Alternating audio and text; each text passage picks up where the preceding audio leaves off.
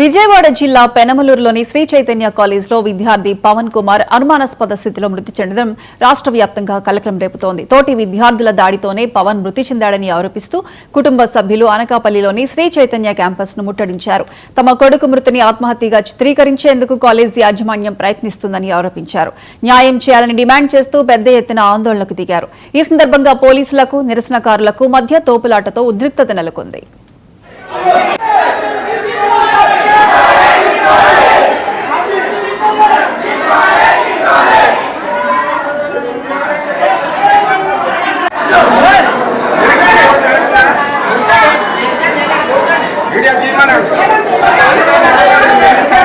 ఈరోజు చాలా తల్లిదండ్రులు కడుపుకోత సంఘటన జరిగింది.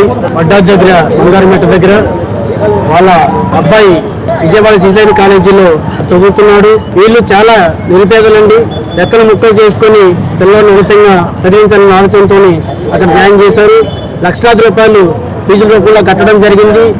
అయితే అకారణంగా ఈ విద్యార్థిని మరి తోటి విద్యార్థులతో దాడి చేయించి మరి చంపేయడం జరిగింది. వీడియోలో వచ్చాయి, అందరం చూసాం. చంపేసి ఎంత దుర్మార్గం అంటే పేరెంట్స్కి ఫోన్ చేసి మీ అబ్బాయి ఫిట్స్ తోటి కొట్టుకుంటున్నాడు, పరిస్థితి బాగోలేదు రెండని చెప్పారు. ఆ పిల్లవాడు ఫిట్స్ కాదంటే అప్పటికే కరోనా కొట్టి చంపేయడం జరిగింది. వీడియోలన్నీ వచ్చాయి కూడాను. అంత తప్పుడు మెసేజ్ తన తల్లిదండ్రులకి ఇచ్చి వాళ్ళు ఆందోళన చేశారు. అప్పటికే అక్కడికి వెళ్ళేసరికి కోవిడ్ ఆల్రెడీ చనిపోవడం, ఆటోలో తీసుకొచ్చి ఆ బాడీని ఆ జీజీహెచ్ హాస్పిటల్ పడేయడం కూడా జరిగిందండి.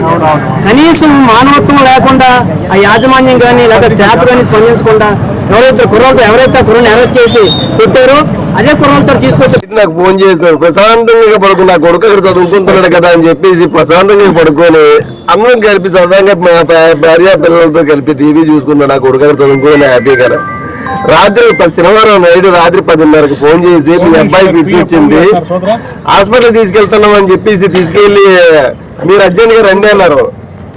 నేను రావడానికి ఎక్కడి నుంచి అనకాపల్లి నుంచి అక్కడికి రావాలంటే 6 గంటలు టైం పడుతుంది. అక్కడికి నేను ఎలా రాగలండి? మా బ్రదర్ ఉన్నారు, రైల్వేలో ఉన్నారు, రైల్వేలో చేస్తుంటారు. మా బ్రదర్ ఆయన పంపిస్తానండి, ఆయన వస్తాడు, అన్ని చూసుకుంటారు. నేను ఏదో వెహికల్ సెట్ చేసుకుని వస్తానండి అని చెప్పాను.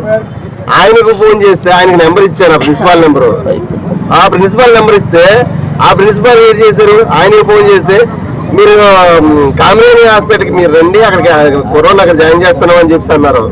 అన్ని తర్వాత ఏదైంది, మనవాడు అక్కడికి వెళ్తాడికి ఇంకా అక్కడ లేరు, ఇక్కడి నుంచి గవర్నమెంట్ హాస్పిటల్ తీసుకెళ్తున్నాము, అక్కడికి వచ్చేయండి అన్నారు. ఫిట్స్ వస్తుంది మనిషిని అక్కడికి తీసుకెళ్లి మీ అబ్బాయి చనిపోయాడని చెప్పేసి ఆ బెడమే పరిస్థితి తల్లిదండ్రులకి కష్టం.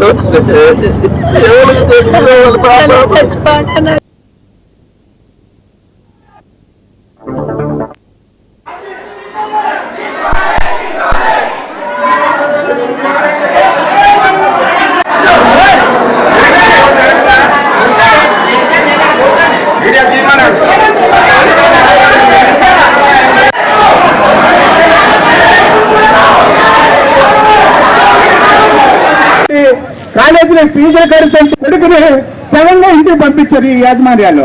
అంటే ఎంత కొట్టారు వాళ్ళ తల్లిదండ్రులు పిల్లల మీద కూడా చెప్తారు.